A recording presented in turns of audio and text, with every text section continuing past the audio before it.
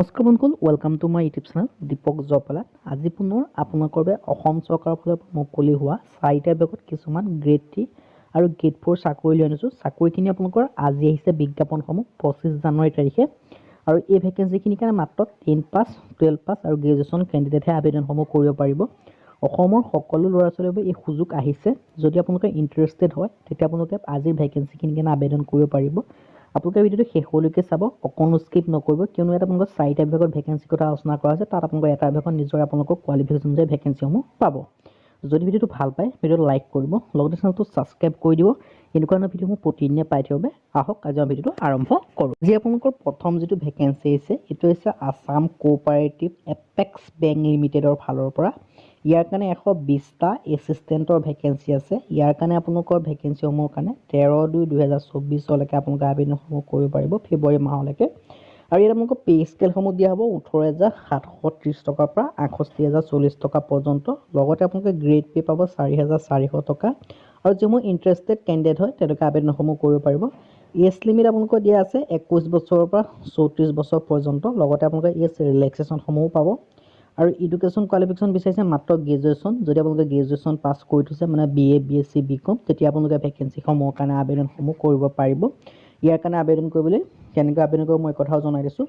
ইয়াৰ কাৰণে আবেদন কৰিবলৈ আপোনালোকে এপেক্স বেংক লিমিটেডত গৈ আবেদনসমূহ কৰিব পাৰিব। আৰু লেংগুৱেজ প্ৰফিচিয়েঞ্চি বিচাৰিছে আপোনালোকৰ যিটো লোকেল লেংগুৱেজ হয়, আপোনালোকে যে অসমৰ কাৰণে আবেদন কৰে অসমৰ আছামিজ লেংগুৱেজটো আপোনালোকে জানিব লাগিব। ভেকেঞ্চিখিনিৰ কাৰণে আবেদন কৰিবলৈ আপোনালোকে এটা এপ্লিকেশ্যন ফিজ দিব লাগিব 650 টকাকৈ।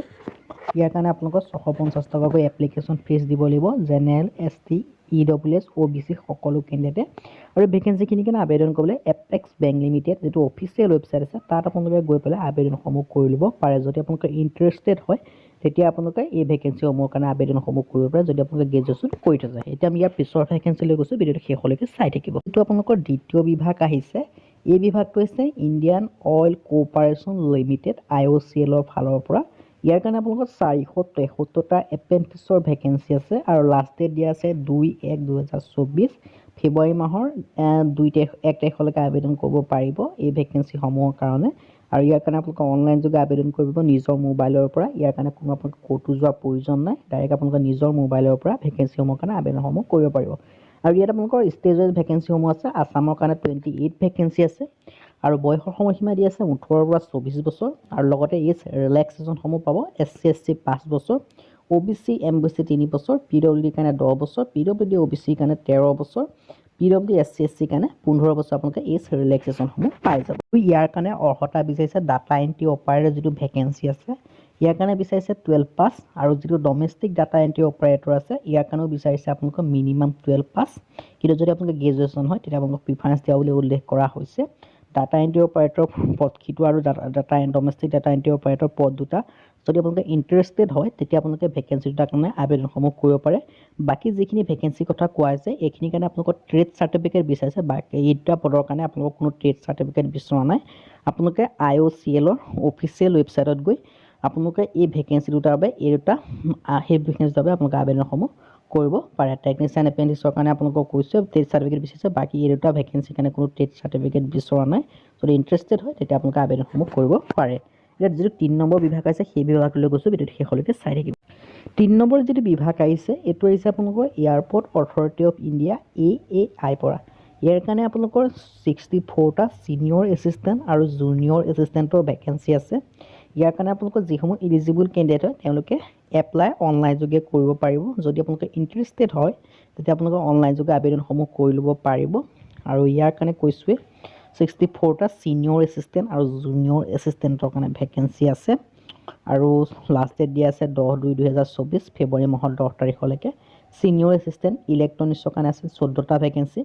পে স্কেল আপোনালোকক দিয়া হ'ব 36,000 পৰা 1,10,000 টকা পৰ্যন্ত। আৰু এডুকেশ্যন কোৱালিফিকেশ্যন দিছে ডিপ্ল'মা ইন ইলেক্ট্ৰনিক টেলিকমিউনিকেশ্যনত। আৰু লগতে ছিনিয়ৰ এছিষ্টেণ্টৰ কাৰণে আপোনালোকৰ 2টা ভেকেঞ্চি আছে। ইয়াৰ কাৰণে 36,000 পৰা 1,10,000 টকা দৰমহা দিয়া হ'ব। আৰু এডুকেশ্যন কোৱালিফিকেশ্যন বিচাৰিছে graduate with LMP licence, diploma in management will be preferred দিয়া হ'ব বুলি ইয়াত উল্লেখ কৰা হৈছে। এডুকেশ্যনটো আপোনালোকৰ LMP লাইচেঞ্চ লাগিব। ছিনিয়ৰ এছিষ্টেণ্ট একাউণ্টছৰ কাৰণে আপোনালোকৰ 5টা পোষ্ট আছে। ইয়াৰ কাৰণে দৰমহা দিয়া হ'ব 36,000 পৰা 1,10,000 টকা পৰ্যন্ত। লগতে এডুকেশ্যন কোৱালিফিকেশ্যন বিচাৰিছে গ্ৰেজুৱেশ্যন যদি আপোনালোকৰ বিকম আছে তেতিয়া আপোনালোকৰ প্ৰিফাৰেঞ্চ দিয়া হ'ব ইয়াত উল্লেখ কৰা হৈছে আৰু জুনিয়ৰ এছিষ্টেণ্টৰ কাৰণে ভেকেঞ্চি আছে আৰু এডুকেশ্যন কোৱালিফিকেশ্যন বিচাৰিছে 10+2 লগতে ড্ৰাইভিং লাইচেঞ্চ বিচাৰিছে এজ লিমিট দিয়া হ'ব 18 পৰা 30 বছৰ লগতে এজ ৰিলেক্সেশ্যন পাব OBC এনচিলৰ কাৰণে 3 বছৰ SC কাৰণে 5 বছৰ ST কাৰণে 5 বছৰ PWD কাৰণে আপোনালোকে 10 বছৰ এইসমূহ এজ ৱাইজত আপোনালোকে কাষ্ট ৱাইজত এজ ৰিলেক্সেশ্যনসমূহ পাব আৰু যদি ইণ্টাৰেষ্টেড হয় তেতিয়া আপোনালোকে আবেদনসমূহ কৰিব পাৰিব এপ্লিকেশ্যন ফিজ ইয়াত কোনো দিয়াৰ প্ৰয়োজন নাই কিন্তু আদাৰ্ছ কেণ্ডিডেট দিব লাগিব 1000 ৰুপিজকৈ SC SC ফিমেল কেণ্ডিডেটে কোনো এপ্লিকেশ্যন ফিজ দিয়া প্ৰয়োজন নাই তেওঁলোকে ফ্ৰীতে আবেদনসমূহ কৰিব পাৰিব আৰু ভেকেঞ্চিসমূহৰ কাৰণে কেনেকৈ আবেদন কৰিব মই কৈ দিছোঁ ইয়াৰ কাৰণে যাব লাগিব আপোনালোকৰ AAI অফিচিয়েল ৱেবছাইটত তাত গৈ আপোনালোকে যিটো ইম্পৰ্টেণ্ট ৱেব লিংক চেঞ্চত পাব তাত যাব তাৰ পৰা আপোনালোকে ৰেজিষ্ট্ৰেশ্যন কৰিব ৰেজিষ্ট্ৰেশ্যন কৰি আপোনালোকে আবেদনসমূহ কৰিব পাৰিব তাৰ পিছৰ ভেকেঞ্চি আছে অল ইণ্ডিয়া লিমিটেডৰ কাৰণে ইয়াৰ কাৰণে আপোনালোকৰ 421টা ৱৰ্ক পাৰ্চনৰ ভেকেঞ্চি আছে আৰু এই 421টা যি ৱৰ্ক পাৰ্চনৰ ভেকেঞ্চি আছে ইয়াৰ কাৰণে আপোনালোকৰ যিসমূহ ইণ্টাৰেষ্টেড আৰু ইলিজিবল কেণ্ডিডেট হয় তেওঁলোকে আপোনালোকে অনলাইন যোগে আবেদনসমূহ কৰিব পাৰিব গ্ৰেড 3 ভেকেঞ্চি আছে ইয়াৰ কাৰণে আপোনালোকৰ 89 ভেকেঞ্চি আছে এডুকেশ্যন কোৱালিফিকেশ্যন আপোনালোকৰ বিচাৰিছে টেট চাৰ্টিফিকেট মেকানিক ডিজেলত আৰু TET from A government recognised institute লগতে আপোনালোকে 10 পাছ বিচাৰিছে যদি আপোনালোকে 10 পাছ হয় তেতিয়া আপোনালোকে আবেদনসমূহ কৰিব পাৰিব ইয়াৰ পিছত আপোনালোকৰ দেখিছে গ্ৰেড 3 ভেকেঞ্চি আছে আৰু ইয়াৰ কাৰণে আপোনালোকৰ এডুকেশ্যন কোৱালিফিকেশ্যন 10 পাছ বিচাৰিছে লগতে মেকানিকৰ যিসমূহ ITI চাৰ্টিফিকেট বা ট্ৰেড চাৰ্টিফিকেট আছে এই চাৰ্টিফিকেটসমূহ বিচাৰিছে দেখিব পাইছে এডুকেশ্যন কোৱালিফিকেশ্যন মেকানিকক বিচাৰিছে লগতে 10 পাছ হ'ব লাগিব 10 পাছৰ লগত এনেকুৱা যদি আপোনালোকৰ ITI ধৰণৰ কোৰ্ছৰ যি চাৰ্টিফিকেট আছে তেতিয়া আপোনালোকে ভেকেঞ্চিসমূহৰ কাৰণে আবেদনসমূহ কৰিব পাৰে ইচ্ছা যদি আছে আৰু আজি ভিডিঅ' ইমানে যদি ভিডিঅ' ভাল পালে লাইক কৰিব লগতে চেনেলটো ছাবস্ক্ৰাইব কৰিব কাৰণ ভিডিঅ'সমূহ প্ৰতিদিনে পাই থাকিব আজিলৈ নতুন ভিডিঅ'ত লগ পাম